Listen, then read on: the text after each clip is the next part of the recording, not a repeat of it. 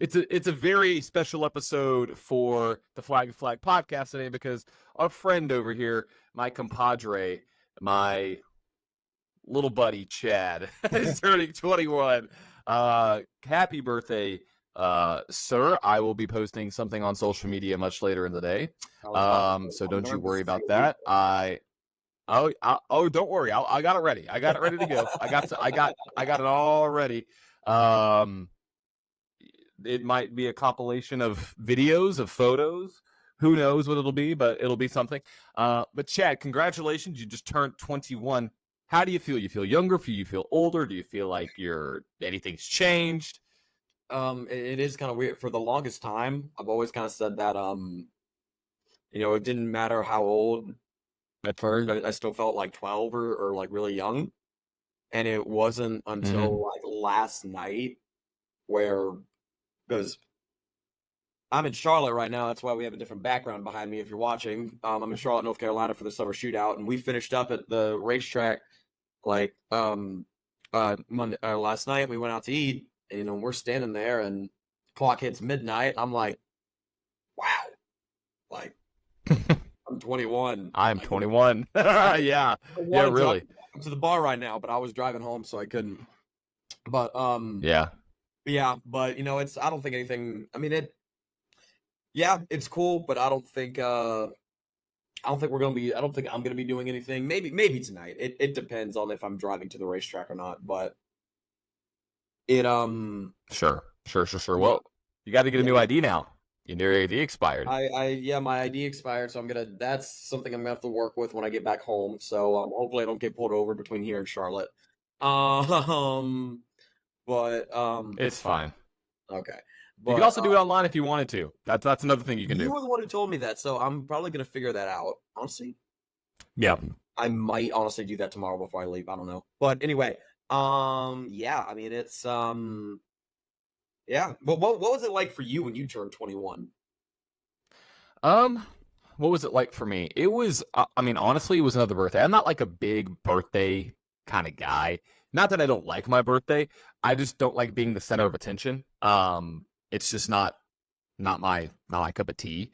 So I've always had pretty low key birthdays. I mean, when I was younger, my father, he was a manager at a Chuck E. Cheese through his restaurant career. And when I was younger, I know I invited my entire, it was either kindergarten or kindergarten or first grade class to Chuck E. Cheese, dude. It was the coolest shit ever. I was the guy. Invite the whole grade. Okay, sure. So that was cool. But ever since then, I really had low key birthdays. And when I turned 21, it was pretty low key. Like I'm not. What'd you say?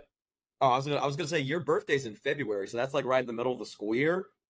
With my birthday being in July, freaking, I would send out so many freaking invites.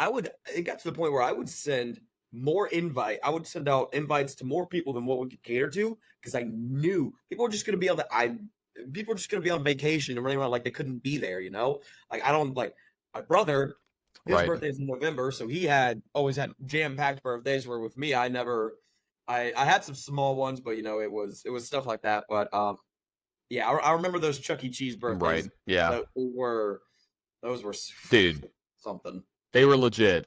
And I remember, it was always funny when, like, especially when I was in middle school, the teachers going through all the birthdays, and basically they were like, we don't really care. I mean, they care. We don't really care about the summer birthday kids because, we're not going to be here. We're only really going to focus on the birthdays that are going on during the school year. So we felt better than y'all. We were better.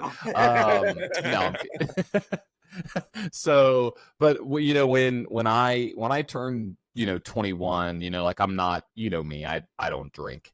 Unless special occasions. And even I didn't even drink then. I was like, okay, whatever. Like, it was just another birthday. And that's, I still feel like, I'm 25, but like I could recall every birthday for the past 7 years. And like, it to me, it doesn't feel much different to me. Because it's all about like how you feel, it's just a number. They lose their luster a little bit when you get older. Cause like, Right, except for like the big ones. Like 30's a big one. That's like 30's big, 50's big. I was talking to a couple of my buddies, and we were talking about like we were like 5 or 4 years away from turning 30, and I was like, damn, that makes me feel old. Yeah. Because I remember turning 21. I remember turning 18. Like I remember turning 22, and I'm like, damn. But also like I'm still 25. You're still 21. Like we're still young as hell. So it's like, you know, like what is Yeah, but old? like within yeah, but You know, within by that society, 4 year it could yeah, be but within that 30. 4 year time gap, I'm in college right now, still, writing papers and doing all this other stuff, and you're over here getting married in a month and a half. 2 months. Yeah, 2 months. Yeah. Yeah, in So 2 months. Yeah, so it's wild. Life changes quick. Life changes quick. So, but it's all good. It's all fun. So either way, happy birthday, Chad. If you're listening to this, go back and look on social media. You're gonna get a good laugh from some of the posts I'm gonna be putting out. that's And the yes, thing. I I don't said know what you're posts gonna with a post. So it's Posts. okay. We'll see. It'll be a compilation of things, but either way, let's get on to the show. We have 5 specific segments we're going to talk about today. We're actually going to feature some NHRA news around John Force, probably the most legendary name and the most iconic name in drag racing, IndyCar, Formula One, NASCAR, and obviously your local racing report, brought to you by the birthday boy himself. But Chad, let's talk about. Well, really quick, my name is John, the motorsport enthusiast. This is Chad Barker. A lovely birthday boy. I'm going to call him the birthday boy for the next however long today. And so thank you for tuning in to, I believe this is episode 24. Hey, it's 24, my favorite number. Wish There you 24 would have go. done well this weekend in Nashville, but he didn't. But let's talk about John Force. So there was some news that came out about a scary wreck. Chad, you have an update on that. Yeah, so first off, if you don't know what NHRA, National Hot Rod Association, it is the professional series for drag racing. These are the guys who in the top field dragsters are hitting 300 miles an hour, 330 miles an hour. I mean, I've seen these guys in real life before. I've stood up right up against the fence at the finish line, and when they go past, you're hanging onto the fence. You feel like you're about to get blown away. That's how fast these guys go. And each sport has their big guy. IndyCar, Mario Andretti; Formula One, Michael Schumacher; NASCAR, Richard Petty. For the NHRA, it's John Force, and John Force is still competing even at the let me see here. I'm trying to figure out how old he is, but let me see here. John Force is still competing at the ripe old age of 75. So yeah, Man. going 330 miles an hour at 75 years old. That's Proof that age is just a number. Proof that age is just a number right there. I mean, think about that. Like, yeah. Be careful where you say that, but yeah. But all right, but here's what we have on the NHRA website. So John Force was involved in a very scary accident. Here's what they have to say. So John Force, a legend in the world of NHRA drag racing, is an inspiration for all drag racers. His unexpected absence due to an on-track incident in Virginia has left an unfillable void in the racing community. Racers, crew members, and fans all felt the weight of his absence in Norwalk, Ohio, on this weekend. The NHRA on Fox crew captured the raw, heartfelt emotions of racers who took a moment from their intense schedules to send their well wishes to John. As the racers sped down the track, each run seemed to carry a little extra weight. The tribute. I thought this was the story. Hold on. I'm trying to find the actual story about what happened. It says "Get well soon." Huh. Anyway, I mean, I know what happened. yeah. If you want to go ahead and say what happened, and then I've got the statement right here. But go ahead. I mean, basically, he blew up going down the track, and it was wild to watch it in slow motion because the fire was, I mean, engulfed the entire car. Oftentimes, you don't really see that. The one time I remember is Roman Grosjean, and I would equate this to Roman Grosjean when it terms of severity. Obviously, Roman Grosjean was okay. But basically the car, I believe, just blew up. they're going down the straight, and it melted everything. I mean, you see the sheet metal, or I guess the parts inside the car just completely melting. He hit the wall a couple times, Which, and I know they said he suffered from traumatic brain a traumatic brain injury basically from that. And I know these that cars through the are first couple designed. days he was Yeah, which these cars are designed to kind of take hits like that, you know. So it's right. they're designed so if you look at, I mean, going back to the Roman Grosjean crash, if you look at the actual crash, if you look at the car, everything did its job. The fuel cell disconnected, not the way it was kind of supposed to, because we saw that giant fire, it kind of busted.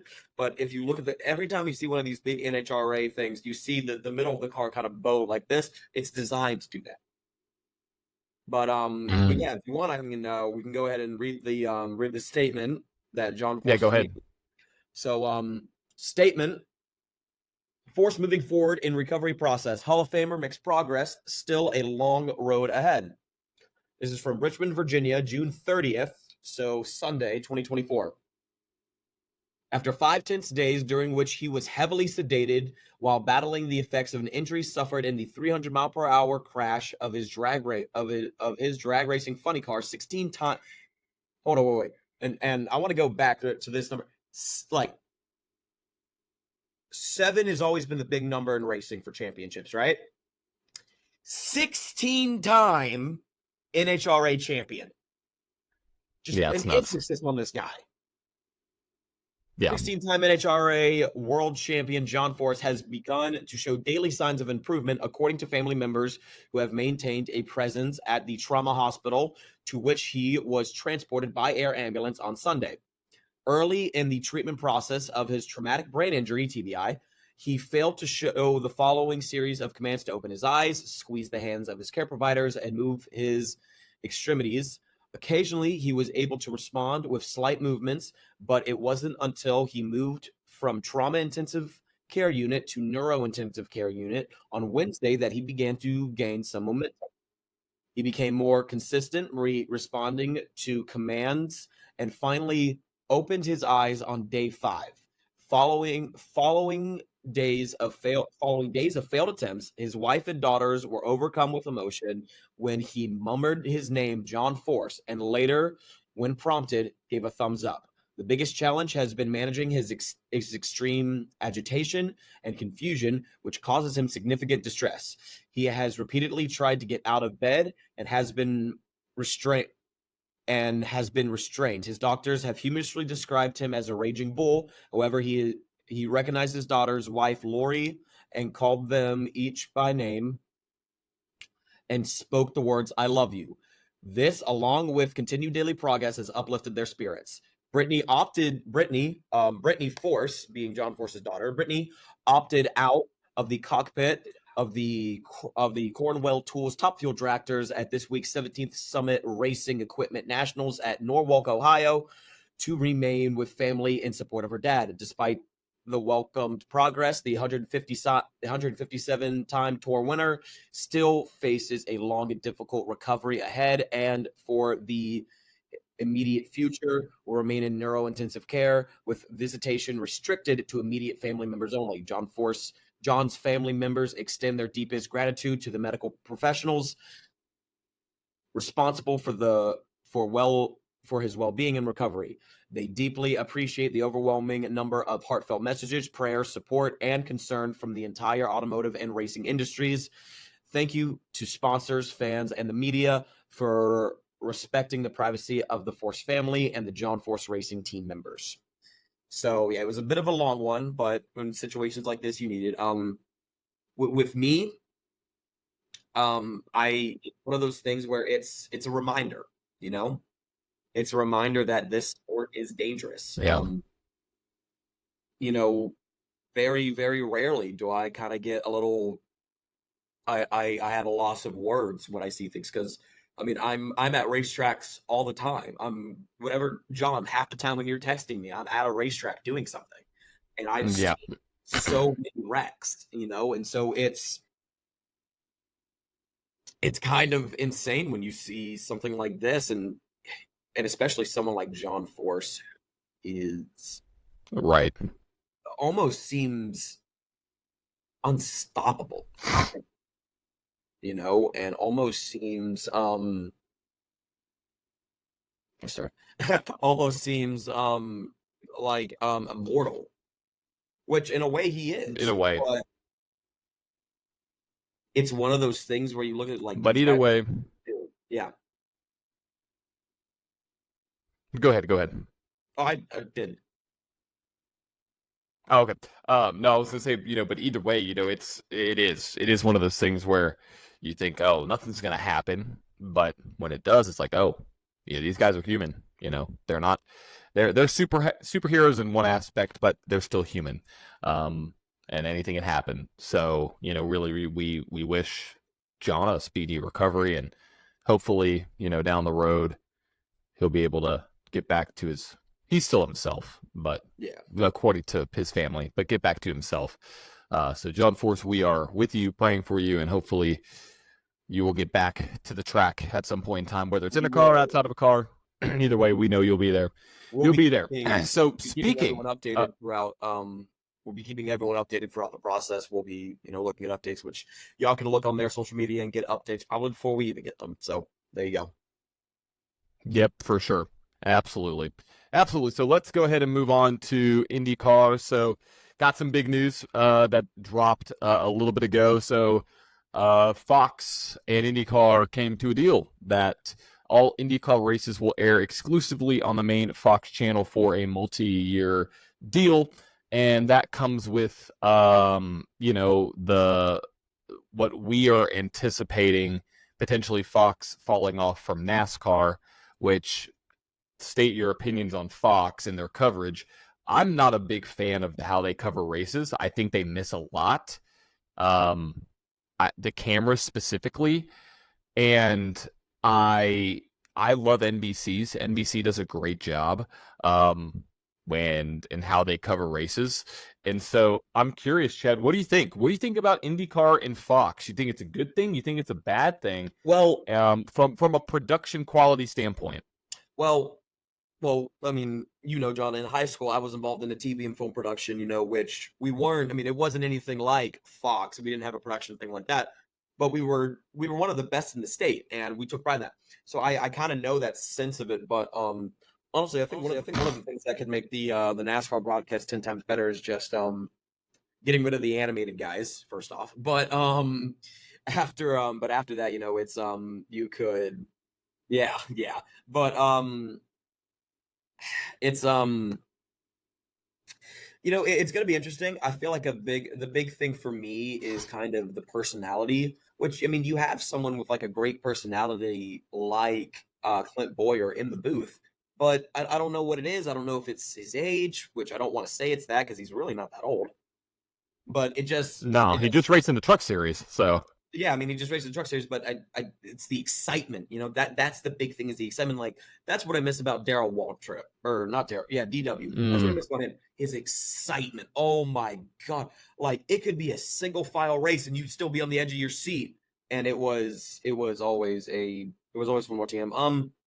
The IndyCar announcers, if they keep the same guys, which I'd be surprised if they didn't, which will probably, I mean, the IndyCar guys, I really like them, NBC's been doing No, good. they cover a great race. Yeah. The IndyCar guys, they do really well, but I mean, it's yeah, it's one of those things we're gonna have to wait and see. If they do this whole animation thing, I don't know how I'm gonna feel about it, but it'll be interesting. We probably should have asked Joseph Newgarden what he thought about it at the Super Speedway. I can't believe we didn't think about that. Yeah, probably we should have. But yeah, I don't know. Yeah. But yeah, but I think it's going to be cool. I think it's going to be one of those things we're just going to have to wait and see what it eventually kind of turns out to be. But it's a good opportunity. I think this is going to really help bring IndyCar up. And yeah. I do too. I think the broadcast coverage of just what Fox is, I think is good for the sport. Now, whether or not the broadcasts are good or not, that's a whole other story. But with that, with them covering every single race, they have officially released their 2025 schedule. So it starts off on March 2nd with the Grand Prix of St. Petersburg, followed by the March 23rd, the Thermal Club again, and then the second regular season points race, which is basically a month after that, going to Long Beach. One date that I'm very interested in talking about, though, is the season is condensed a little bit more. We're ending on August 31st in Nashville, at Nashville Super Speedway. Notice that. Nashville Super Speedway. They're going to be going back to the Oval in 2025. So they're putting all their eggs into that track. Yeah, I mean, and they have to, because the tracks and the Titans Stadium. If you don't know, in Nashville, we have the Titans. Yes, the Tennessee Titans are a national football team, if you didn't already know that. Yes, they lost Derrick Henry, but it's fine. They're still a good team. I can't believe I just said that.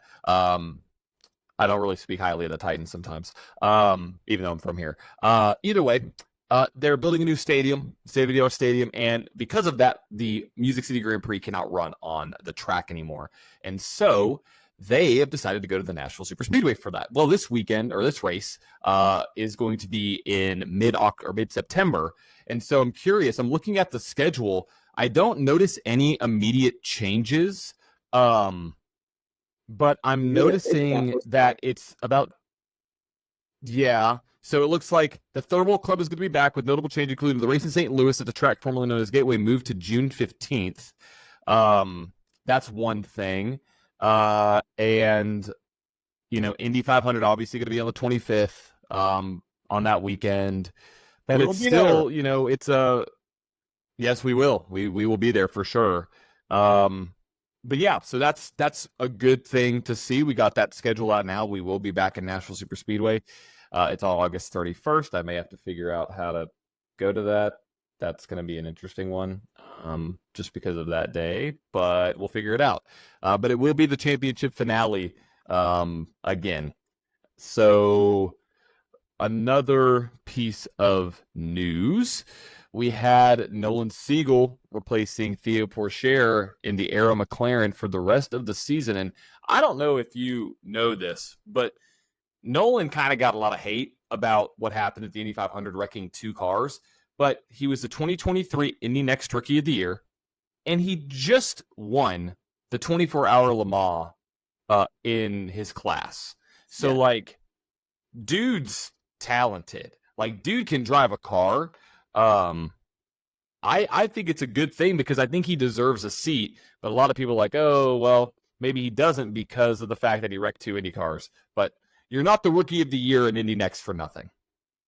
Yeah, and we saw a lot of progression with him within Formula 3 and Formula 2 as well. Obviously, things didn't go his way, and he kind of went to the IndyCar route, which, in a way, I think is a good thing. I feel like, there's even rumors circulating right now. Nothing has been confirmed, but there are rumors circulating that that Logan Sargent will be going to IndyCar. Which who knows, that could be interesting, but yeah, I don't think. But why was? But let's talk about Theo. Why was he kicked to the curb? What got him kicked out? Yeah. So Is it from what I understand? Yeah. I believe it is performance, and it's wild that it sucks, because Pourchaire is a good driver. And it's hard to put into words. It's almost like you're putting the really good equipment, but then you don't perform, but you're a good race car driver. It's one of those situations with that, because Arrow McLaren's a great F1 team, or a great McLaren's a great F1 team, but Arrow McLaren's a great IndyCar team. They have a great operation there, and so it with the performance side of things, I think putting Siegel into the car, even though he will be the youngest guy on the grid, which is wild, he's only 19. I think it's going to be a good thing for him, because if he can perform well, that's going to be a huge step up. He did perform somewhat okay in Laguna Seca. He got a 12th place finish, but I think it's going to be, something that we just got to follow along and see what happens, because he's proved his point. You don't win the 24-hour of Le Mans, not overall, but you don't win the 24-hour Le Mans in your class for nothing. Yes, you have a couple of the drivers with you, but that's a huge thing. Like, only a select amount of people get to, win that race, obviously. But I think he has the talent. It sucks for Theo, but I think he'll be back. But then, let's really quick, since we're on the topic of it, I mean, Logan Sargent, like, it's obvious Formula One's not quite for him right now. So this will be, another driver we've seen go to F1 to the IndyCar track. I mean, what are your thoughts on Logan? I mean, do you think Logan can succeed in IndyCar? Well, in a way I do, in a way I don't. Reason being is because as similar as they look, Formula One and IndyCar are very, very different. Obviously there's a lot more technology behind IndyCar or behind Formula One, and you're having to do more with less in IndyCar, and it's covers a wide range of stuff. Yes, we have the road courses and the street courses, but we also have the ovals. Which the ovals, yeah. That's one of the main reasons I've really been getting into IndyCar is because of the ovals, because I feel like it's a bit of an equalizer. I said for the longest time when SRX was running and they were bringing over these IndyCar guys and these road course guys, and I was like, put a road course in there. Yeah, road course in there, even out the field a little bit.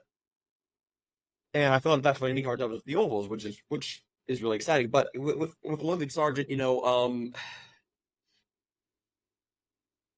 he might have been brought up too early. He did really well in Formula 2, but I mean, we see it all the time. Guys do extraordinary things in Formula 2 and then just get into the different animal that's Formula 1 and just not be able to perform or do anything. And it's sure. So it's rough on them. It's rough on but yeah, but I don't know. I'd like to see Logan Sargent. I feel like he's got a really good personality. I feel like he's got a great personality for the sport. But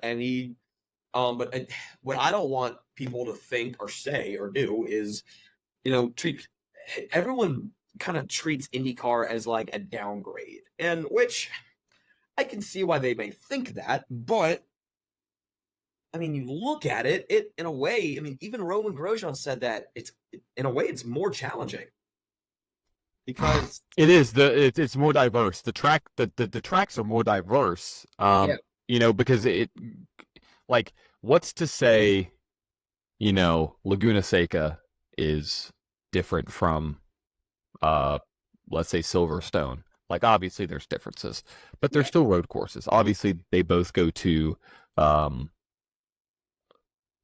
my God, Coda. But yeah, I agree. What did Roman Grosjean say?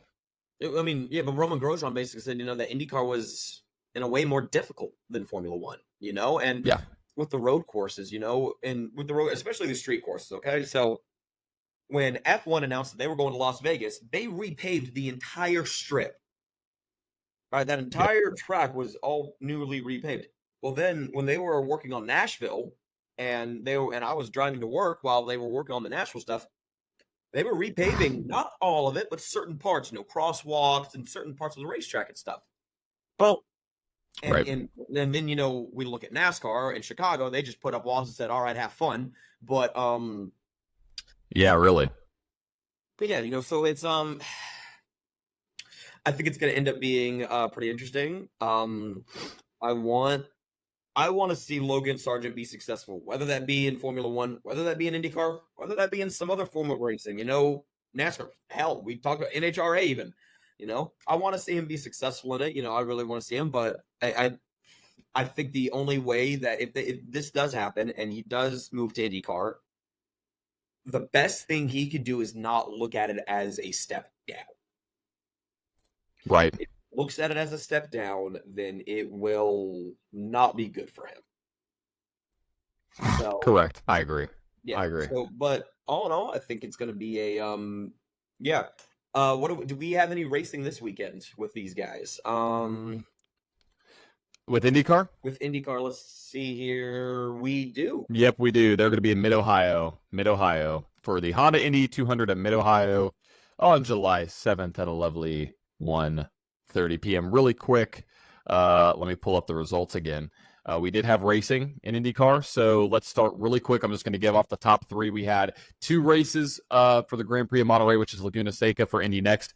Lewis Foster got the win in race 1 with Kyle Collette in P2 and Jacob Abel there in P3 for race 1. In race number 2, Lewis Foster and Kyle Collette won 2, and then Bryce Aaron came in P3 for the Indy Next Series. And for the IndyCar Series, Alex Palou got the win with Colton Herta in second, Alexander Rossi in third.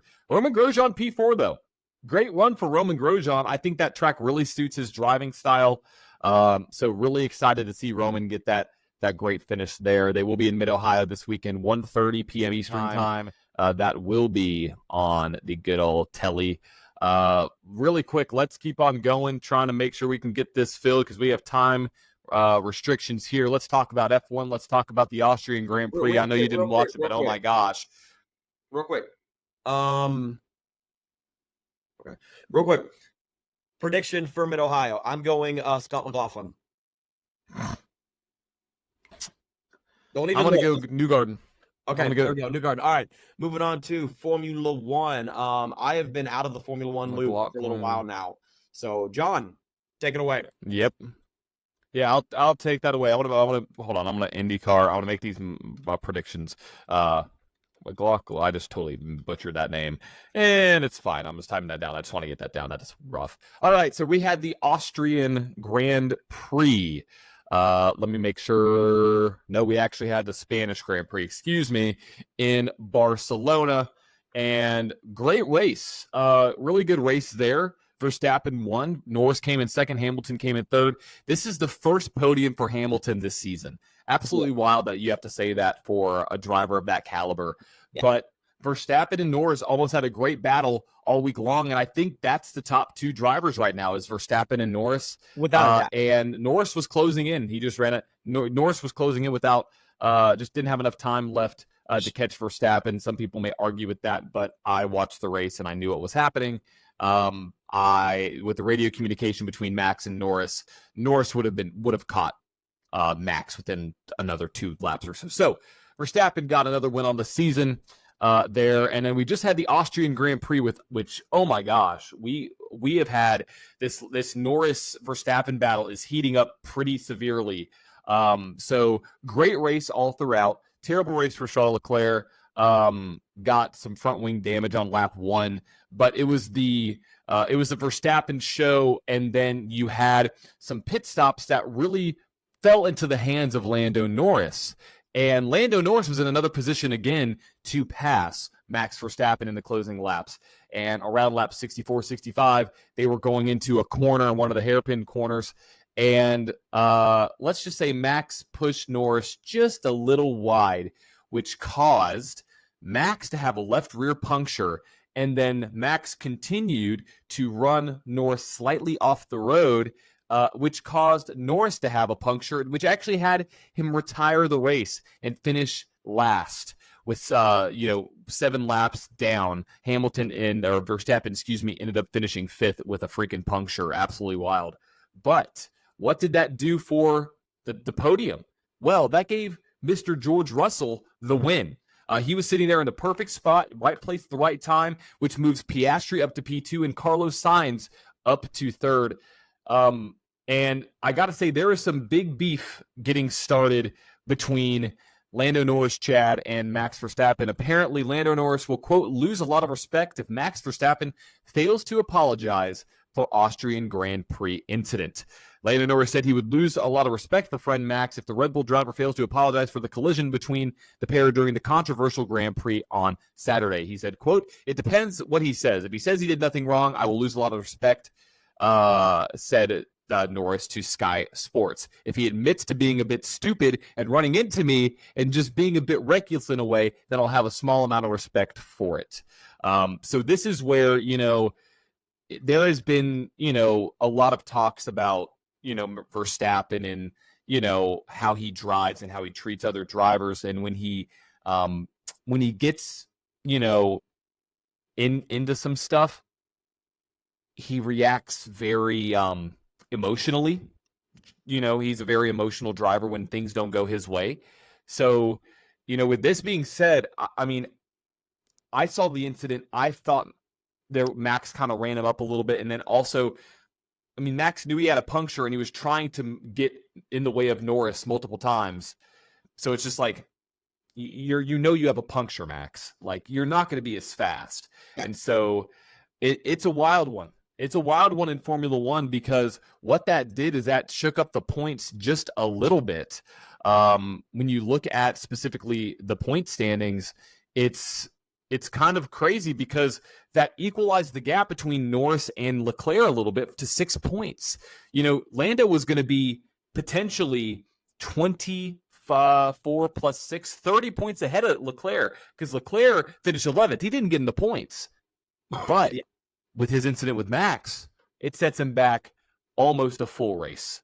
Yeah. So we got some beef, dude. We got some beef in Formula One, and I'm going to tell you right now, this battle between Max and Lando, it's going to be heated up even this weekend, because guess where they're going to be? They're going to be in Silverstone.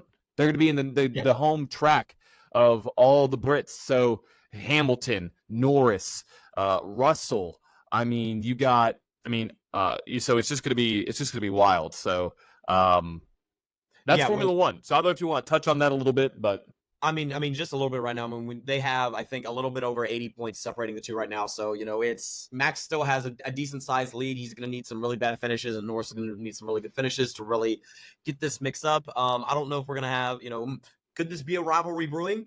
Possibly. Could this be a championship battle brewing? I don't know. That's kind of the thing here, because with Max Verstappen, it's he's aggressive. He doesn't let anything slide. He just goes. And so you can't really get mad at anything like that. But real quick prediction, Silverstone, I'm going Verstappen, Norris, Leclerc. That'll be my top 3. Really? Verstappen, Norris, Leclerc. F1. Let me make this down. Norris, Leclerc. All right. I'm gonna go the complete opposite direction. Okay. I'm gonna go out on a limb here. You ready for this one? No, but here we go. I don't know if I'm ready to say this. I'm not ready. I'm not ready at all. I'm gonna go Lando. Okay. I think Lando comes back, gets a win. Hometown hero. Okay. I think he'll get the pole. Lando first. Max second. Lewis Hamilton third. Oh, okay. Yeah. So that one. Norris. Back to the NC State. Max, Lewis. I think it seems to be, whenever these home countries, especially, a track like Silverstone, drivers of the country typically pull off great moves. I mean, there was a move that Lewis did that was one of the most iconic last year. I think it was last year, 2 years ago. It was wild. Yeah. It was one of the craziest moves. Yeah. But either way, that's what happened in Formula One. We're right back on track. Look at that. All right. So now we need to talk about NASCAR. Going to that. So we had Iowa, the Iowa Corn 350. I think it was a 350 or 300. One of the two. And then we had, what's that? Our local racing report. I have local at the end. Oh, I thought we were gonna. Well, we can do local first. Yeah, well, let's go and do it. All right, so this week we are going to the Madhouse, Bowman Gray Stadium, which is only like an hour and a half away from me right now, which I'm kind of upset about because I really want to go. But yeah, NASCAR will be there in the winter. You will. They wait. What are you doing in Bowman Gray in the winter? I said NASCAR will be there in the winter. Oh. Well, they had their not leaking something, but leaking something. Well, what do you know that we don't know, John? I mean, there's a big consideration to move the Clash to Bowman, like a big talk, like big talks about moving the Clash to Bowman. A lot of work. A lot of work. about to say a lot of people don't want it to go there, but Why I not? think it'd be incredible. Yes. I know. That's what. Yeah, a lot of people don't want it to go there, but I think it'd be great. Either way, go ahead. Especially now that it's owned by NASCAR. But yeah, so we had the stadium stocks, we had the street stocks, the sportsman, and their premier division, the modifieds. So for their stadium stocks, they had 2 A mains. First one, third place, number 47, Tyler McDonald. Second place, the number 81 of Chuck Wall. And your winner taking home the first stadium stock feature win in the number 5, Connor Keaton. In the second stadium stock feature win, we had third place, the 01 of Chris Allen. Second place, the 39 of Patrick Mullen. And taking home the win, the number 59 of Isaac Harris. Moving on now to our street stock division. They had their A main event. Number 16, Brad Lewis comes home third. The 03 of Cody Gum comes second. And Nick Wall in the 12th picks up the street stock win. Looking at the sportsmen now in their 100-lap A main event in the number 7 machine, moved up 15 positions at the start of the race to finish third is Connor Branch. And the number 55 moved up 4 spots. Zach Orr comes home second and started second, came home with the win. The number 31, Chase Robertson. Now for the not the Wheeling Tour modifieds, my bad, but the modifieds. In third place, the number 04 is Brandon Ward. In the number 1 machine, one of the biggest names, in my opinion, in modified racing, Ert Myers comes home second. And in the number 83, Tim Brown takes home the win in the first feature. Second feature, in third place, the 00 of Danny Probst. In the number 9, coming home second, moving up 5 spots from the start, Kyle Southern. And the number 23, started third, came home with the win, Brian Lofton. So if you would like your local short track shouted out on the Flag to Flag podcast, email flagtoflag10@gmail.com or flagtoflag10@gmail.com, or hit us up on any of our social media platforms. Listen out for those at the end of the episode, and make sure you go out to your local short track and bring a friend. There we go. I was waiting for that. I always like, hey, bring a friend. All right, so let's move on to the NASCAR Cup Series and NASCAR in general. So NASCAR was in Iowa a few weeks ago, and the driver of a bright yellow car won the race in fields of bright yellow. Ryan Blaney got home. The win, led 201 laps in a dominant performance over William Byron and Chase Elliott there at Iowa. Just going to kind of fly through these really quick. Great race. Love Iowa. I am not a fan of the one-lane racing, though, but it's fine. I thought there could have been more fall-off, but it's fine. It happens. And then let's talk about New Hampshire. Chad. Yeah. It was something, I didn't get to watch it. Me driving to Charlotte every Sunday is kind of restricted me from being able to watch a lot of racing. I get updates here and there, but yeah, Right. in a way, it was an historic day. It was an historic day, NASCAR raced on a wet track. They did not race in the rain on an oval. They raced on a wet oval track. And in my opinion, I think it's a good thing.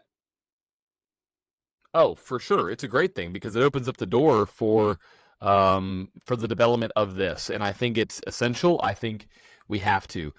I think NASCAR's to a point where NASCAR cannot let the rain influence and the wet influence start times, TV schedules, loss of money.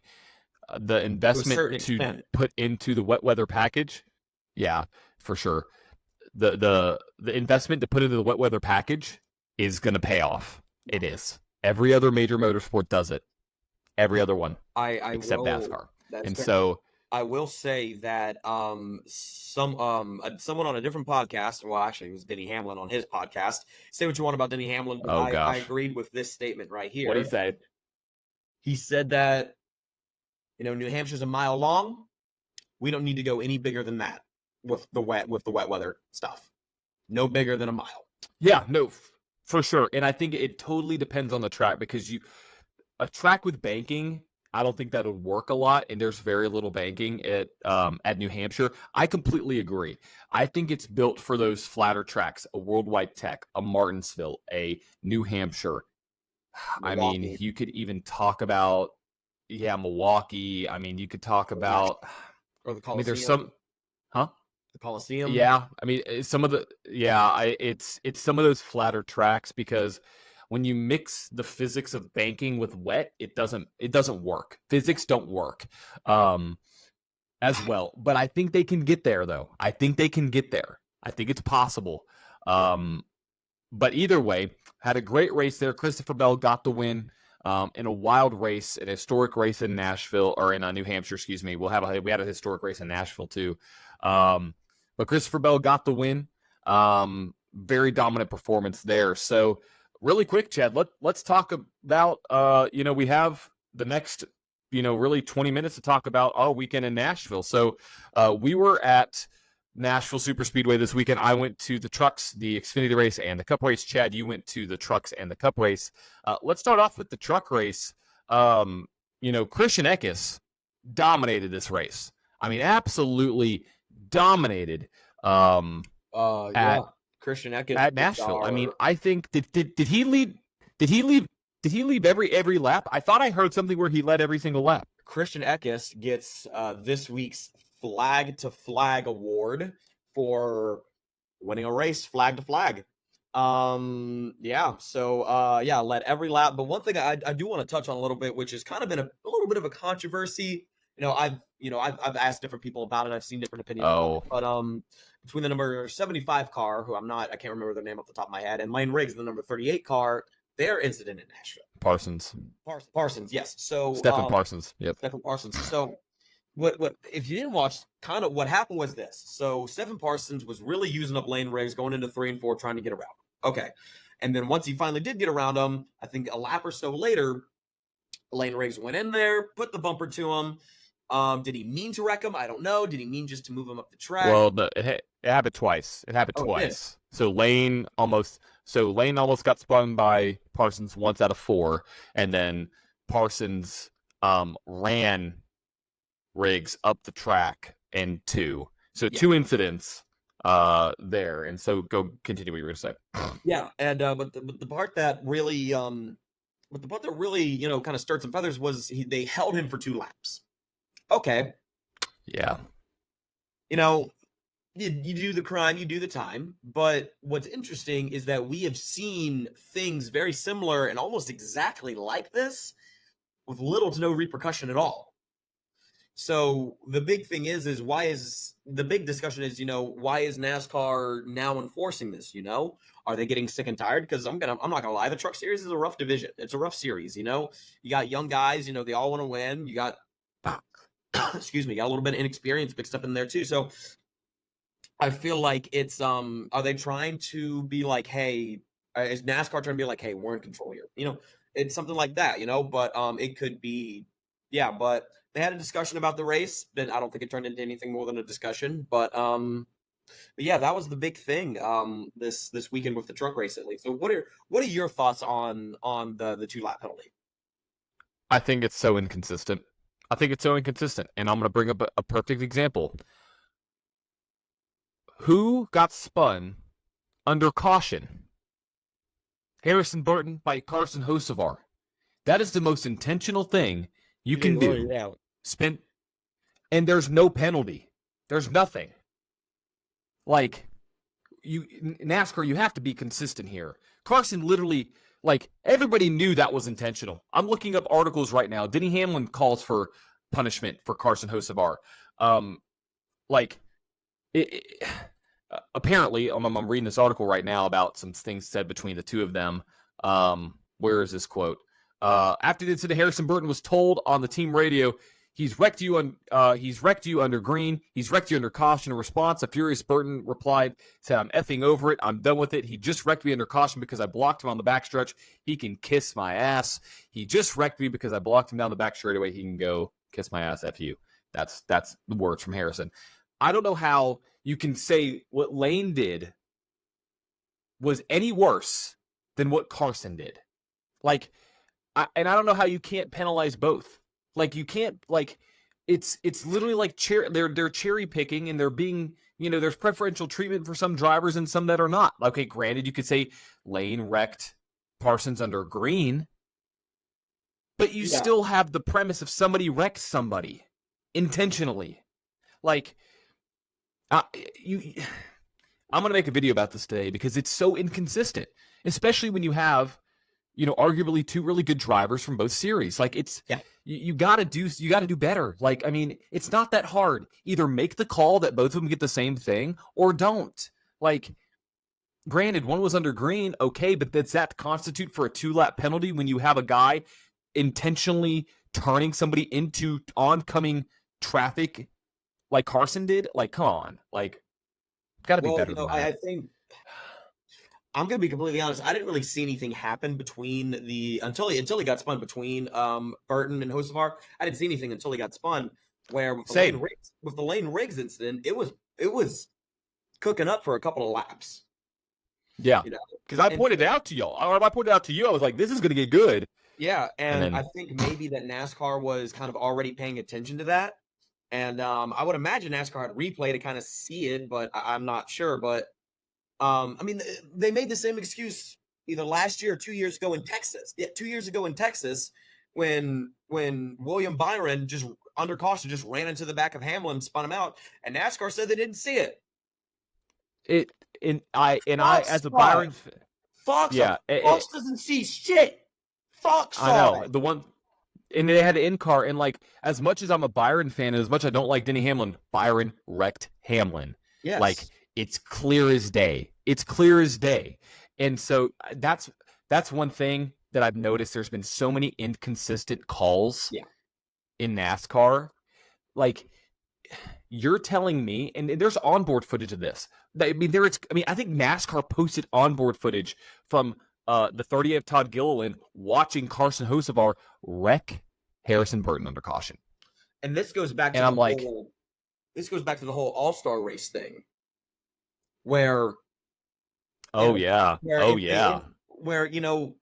on one hand they're going to punish them, but on the other hand they're going to use the hell out of it to promote it. Okay, now this gets me wondering, how closely does the NASCAR social media team work with the race directing team? How closely do they work together? How closely do because we already know that the NASCAR sanctioning body and the broadcasters are two different entities, because we hear the guys in the booth all the time say what they're actually thinking, and so we know that's two different entities. But how separate of an entity is the social media team from the actual governing body? Which that's going to be interesting to see. That's going to be interesting to see how that plays out. I think it'll but yeah, who knows? We might see something later. He might get fined. He might get a couple point deductions. But I mean, I don't know. But I get what you're saying with that whole thing. But I know it doesn't take 2 days. It does not take 2 days to come up with a penalty for this. If you can make a driver come down, like, at least penalize him during the race. Like, it's clear as day. Like, they even showed it on the replay at the track. Yeah. At the track, Chad. Yeah. I'm with you on that. It's insane. Yeah, but let's go ahead and you were at the Xfinity Series race. I was in Huntsville, Alabama. Yeah, I was for a Legend Car race, which I'm gonna be dreaming about Legend Cars by the end of the summer, I swear. But oh my god! But yeah, man, you go right ahead and tell them about the Xfinity Series race, man. You were the one who were there. I didn't see much of it. I saw it, but yeah. It was a good race. It was a really solid race. My two picks were Ty Gibbs and Justin Allgaier, and of course they wrecked each other. Allgaier got to the back of Gibbs unintentionally. Gibbs led 48 laps. Cole Custer led 64, but ultimately John Hunter Nemechek came home with the win. Chad's either brushing his teeth or doing something. What is he doing? He's doing something either way. John Hunter Nemechek.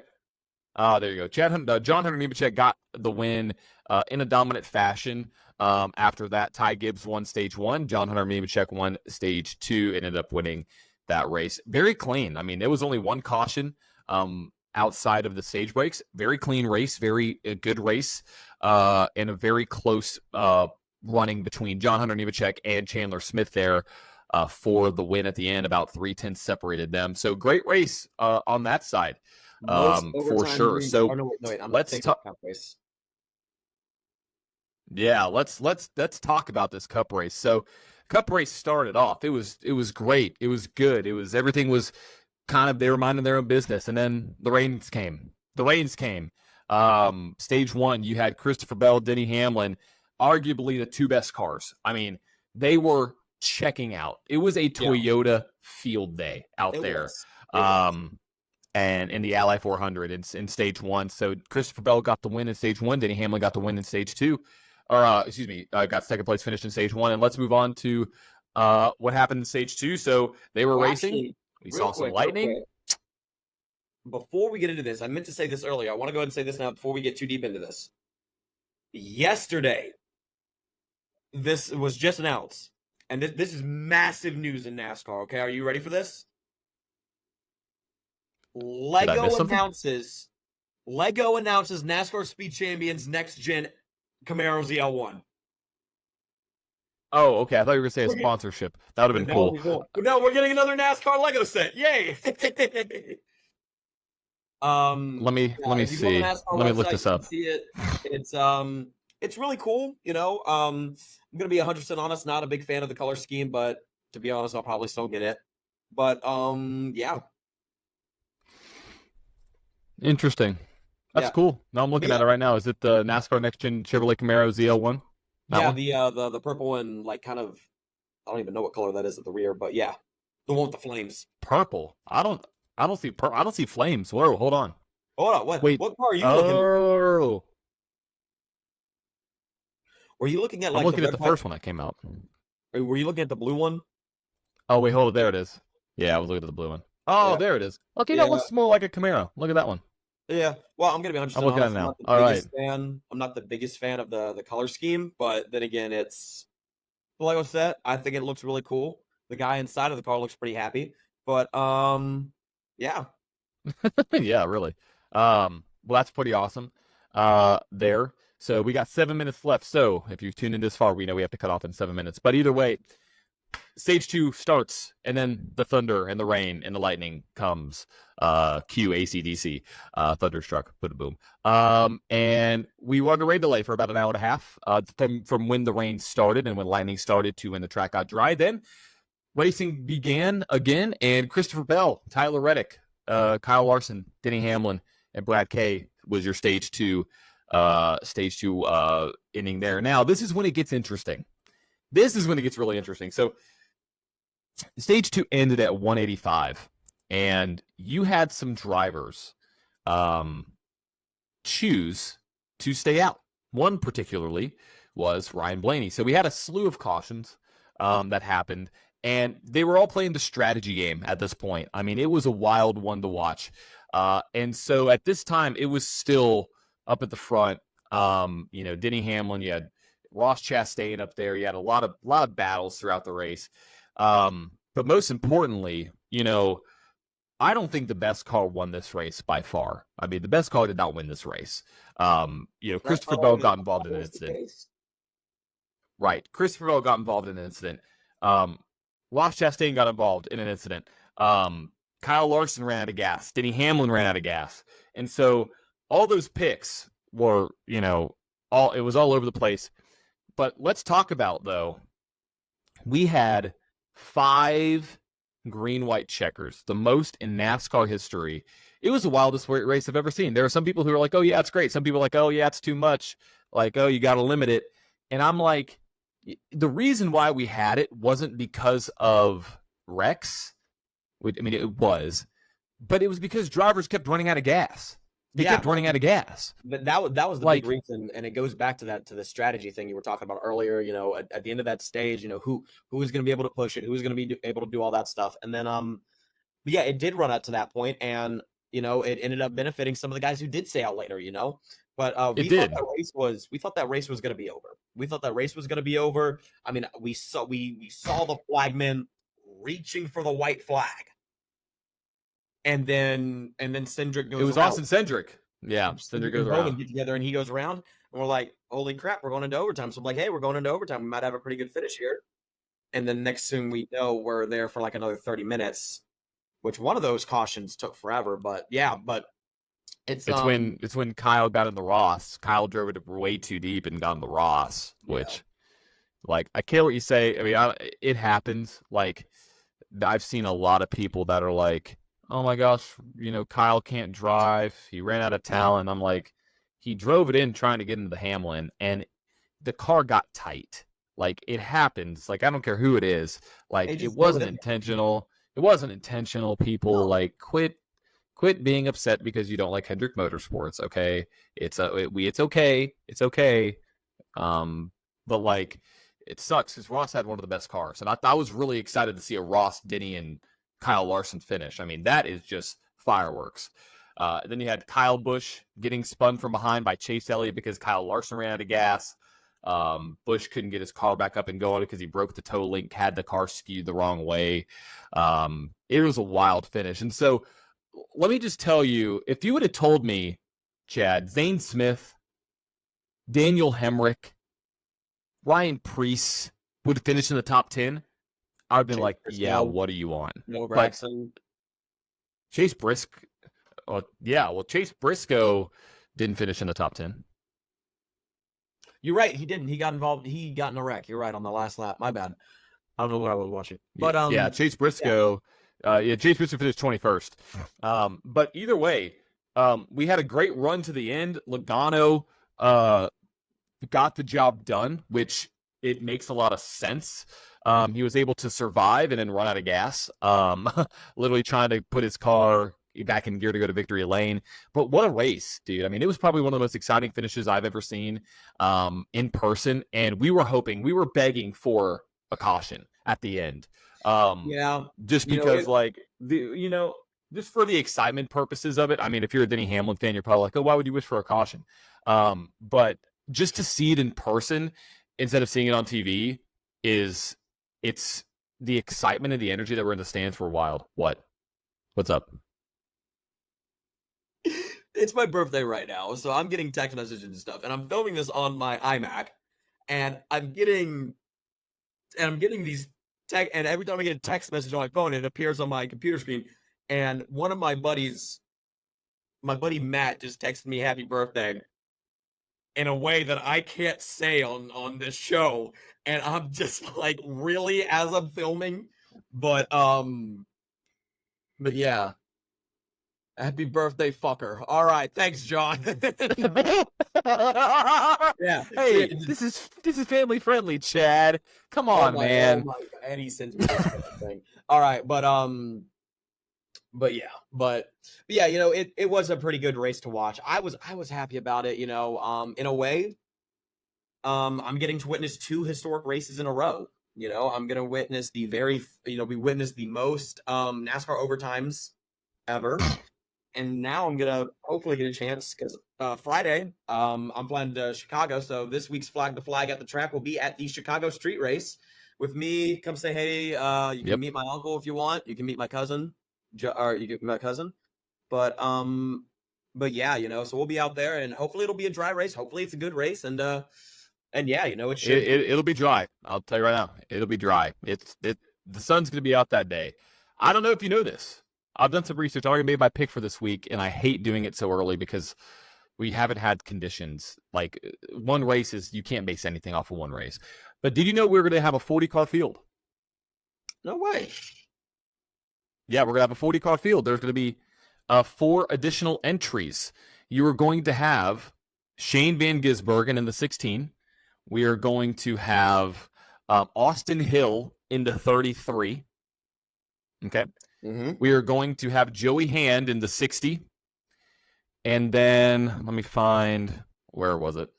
AJ Allmendinger in the 13. Yeah. It's going to be a good field. So I think it's going to be a great race. And Josh Bilicki in the 66. Yeah, there it is. So I mean, it's going to be a great race. It's going to be a great field. With, like you said, these are unforeseen circumstances. These are unforeseen conditions. We had a monsoon last year at this track. Yep. Yep. It's going to be dry, so it's going to be a different track. It's a street race, so it's almost never the same from the last time you've been there. Plus, last time we were there, it rained, so there was that. So I think it's going to be interesting. My picks haven't been good at all this year, but trying to think. You know what? I'm going to kind of stick with a similar pick I had this week. Chase Elliott. Oh, I like. solid pick. Solid Huh? pick. He was really good last year. He was really Yeah. good last He year. was really good last He's year. really good on the road Yeah. courses. You know, he knows how to get it down the road courses. But I also want to look at Michael McDowell. Or no, wait, not Michael McDowell. Chris Buescher. I feel like Chris Buescher, he can Solid. be on the road courses. So is Martin Truex Jr.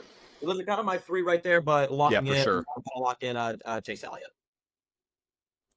Yeah. Martin Truex Jr. had one of the fastest cars overall in practice. But again, you know, this is a completely different race, a completely different track. I'm going to go, which I don't like making this pick. This almost reminds me of my pick. What race was it where I was like, bet with caution? I can't remember. It was Iowa. It was Iowa because you didn't know. Yeah, really. I've lost 5 straight weeks picking one driver, so like that's one hand or the other. It happens. And when you pick one guy, it's hard. Like especially in tracks like this week in Nashville, everything happened. But I'm gonna go with Tyler Reddick. I think Tyler Reddick's gonna be hungry. I think the Red Dog's gonna get it done. I think he was battling up in the top 3 last year at Chicago, and I think he had a win kind of stolen from him here in Nashville this past weekend. So I'm gonna go Tyler Reddick. Also, one more thing that you need to know: if you're not gonna watch the Xfinity race, are you gonna watch the Xfinity race? Yeah, I'll be at the Xfinity race. Well, you're gonna get a treat. You're gonna get a really good treat because let me tell you who's gonna be in the field. You're going to have. Let me just read you off some of these. Joey Logano in the 15, AJ Allmendinger in the 16, Kyle Larson in the 17, Ty Gibbs in the 19, John Hunter Nemechek in the 20. You're also going to have Daniel Suarez in the 36, Matt DiBenedetto in the 38. You are also going to have a TBA. We don't have a driver yet for Joey Gase in the 53, but you're going to have Riley Herbst in the 99, Shane Van Gisbergen obviously in the 97, Connor Mozak in the 88. That'll be a fun one. And also, let me see. There's one more name that I missed. Obviously Austin Hill. I thought there was one more Cup driver. You're gonna have a great field of Cup drivers in this race, so you're gonna see a lot of good talent with racing on Saturday. So yeah. But alrighty. Well, I think that wraps everything up, Chad. I know we got to go. It is a 10 o'clock shutoff, 11 o'clock shutoff for you. So thank you for tuning in to this week's Flag to Flag podcast. If you haven't already, hit that subscribe button down below on YouTube or on Spotify. Hit the follow button and rate the podcast 5 stars. We deserve 5 stars because we are the best. No, I'm kidding. We would appreciate your... Yeah, follow us on all the different listening platforms, as well as follow us on all of our socials at Flag to Flag Podcast everywhere. TikTok, Facebook, YouTube, all of that fun stuff. And on Instagram, it is at Flag to Flag Podcast _ podcast. Excuse me, Flag to Flag at Flag to Flag _ podcast. I need another cup of coffee. Either way, Chad, we've reached the final flag here in the Flag to Flag Podcast. Thank you for tuning in. We will see you all next week. Peace. Peace.